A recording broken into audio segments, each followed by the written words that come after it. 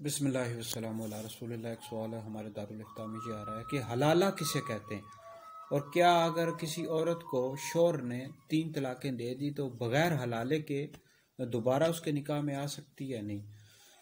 तो याद रखें हलाला किसे कहते हैं। हलाला यह है कि अगर शौहर ने अपनी बीवी को 3 तलाक़ें दे दी तो फिर यह है कि वो इद्दत गुजारेगी और इद्दत गुजार कर फिर वो किसी और मर्द के साथ निकाह करेगी, फिर वो उसके साथ जिमा करेगा, हम बिस्तरी करेगा, और फिर वो उसको अगर तलाक दे देता है तो फिर वो इद्दत गुजार कर यानी इस साबिक़ा शौहर के साथ निकाह कर सकती है।